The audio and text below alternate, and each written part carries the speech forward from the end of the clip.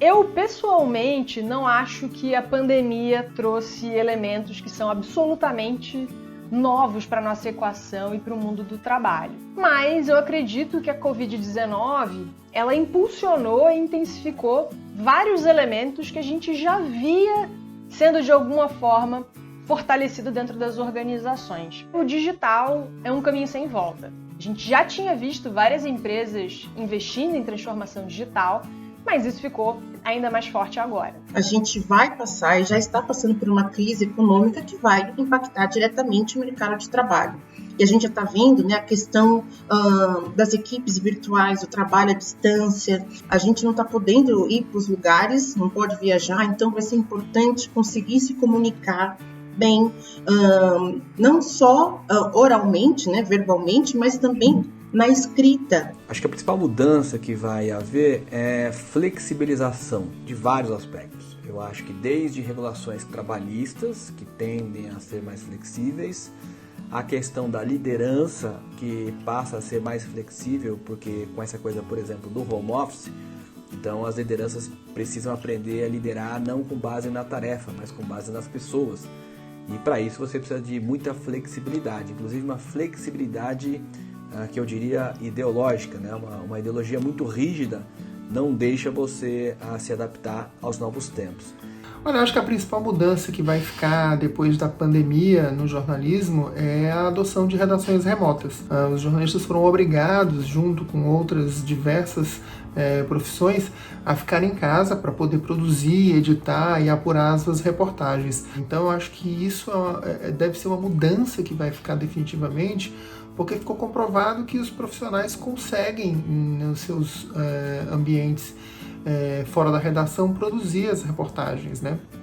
Produzir, editar, apurar. Iniciativas que antes as empresas elas estavam reticentes, né, quanto a manter os funcionários em casa e trabalhar, agora elas estão vendo que está sendo possível com que isso aconteça e o trabalho continue, né? Os resultados continuem sendo alcançados. Os novos modelos de trabalho, que são cada vez mais flexíveis e ágeis, também são uma realidade muito forte. Hoje, a gente vê que várias empresas que estavam até resistentes a home office, por exemplo, já passaram a encarar esse assunto com muito mais naturalidade. E a flexibilização é um elemento que você vê, inclusive, nas próprias roupas, né? Sabe que esses dias eu vi uma notícia dizendo que calças de moletom estavam vendendo mais do que roupas sociais. Olha só, a flexibilização, inclusive, no jeito de se vestir para o trabalho. As empresas também estão entendendo que precisam ter um olhar mais humanizado para os seus colaboradores, encontrando formas de respeitar a individualidade deles por meio da diversidade e apoiar também em aspectos pessoais, como, por exemplo, no campo da saúde mental, que é um dos maiores motivos de afastamento de funcionários do mercado de trabalho hoje em dia. E claro, nas relações, as pessoas também vão ter que aprender a ter esse convívio profissional, né, que você até pode pensar assim, eu tenho parentes que eu não falo há anos, tenho amigos que eu não falo há anos, mas as pessoas de trabalho você tem convivência o tempo todo, né? E isso também vai ter uma flexibilização maior, porque as pessoas passam a não ir ao escritório todos os dias e nem sempre vai coincidir o dia que você vai com aquela outra pessoa também estará lá. As empresas começam a entender a importância de colaborar mais até do que de competir. A gente está entrando numa era de desafios globais, como pandemias, aquecimento global, uso de dados pessoais, eminência de talvez conflitos nucleares, por exemplo, onde a gente precisa entender que a gente precisa muito mais de pontes do que de muros.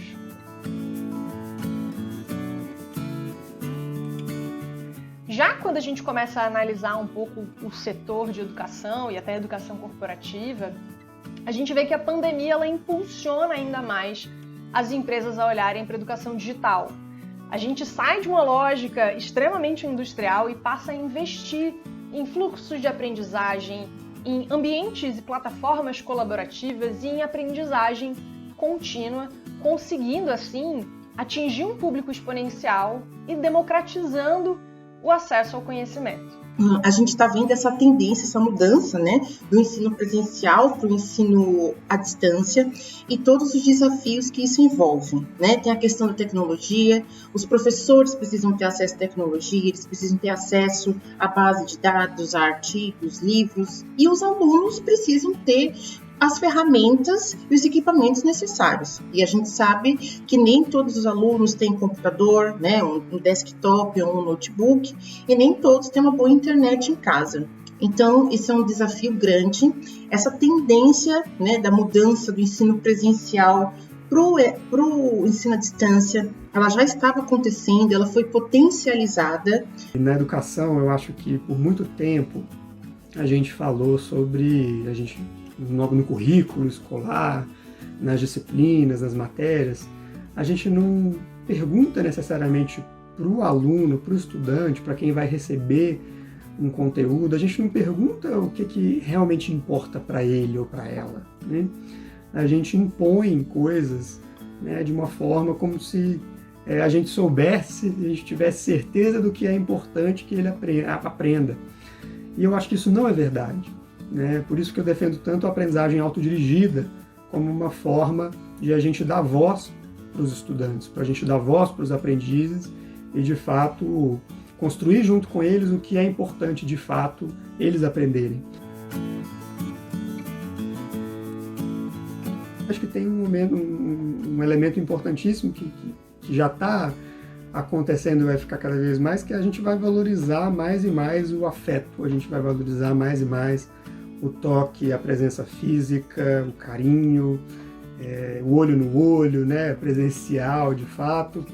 Essas coisas, de algum modo, a gente tinha elas como garantidas, né? Tem aquele velho ditado que fala que a gente só dá valor quando perde.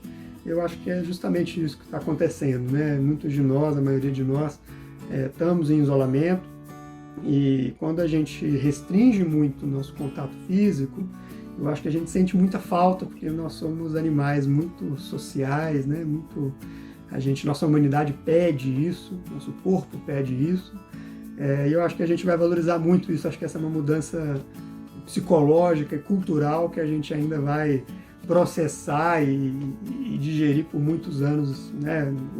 Sejamos nós adultos, adolescentes ou crianças, né?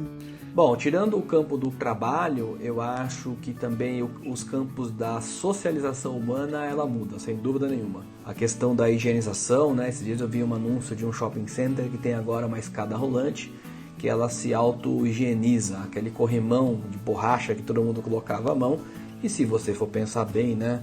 Imagina o fluxo de um grande shopping center, a quantidade de pessoas que passavam e colocavam a mão ali todos os dias. Eu acho que essa mudança no sentido de higienização das próprias pessoas, eu acho que isso também é uma coisa que veio para ficar, e as pessoas vão prestar mais atenção nessas coisas.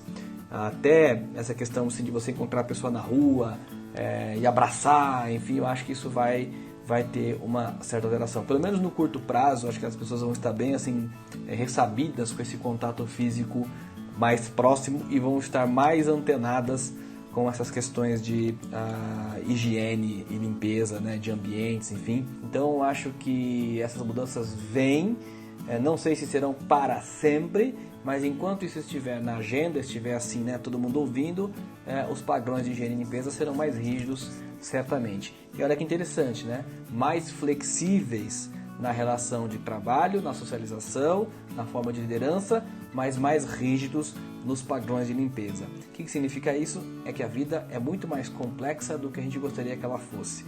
Ao mesmo tempo que uma coisa endurece mais, fica mais rígida, a outra se flexibiliza, né? E assim vão se contrabalanceando as mudanças que nós percebemos nas nossas vidas no dia a dia e que pensamos, né, e tentamos projetar para o futuro.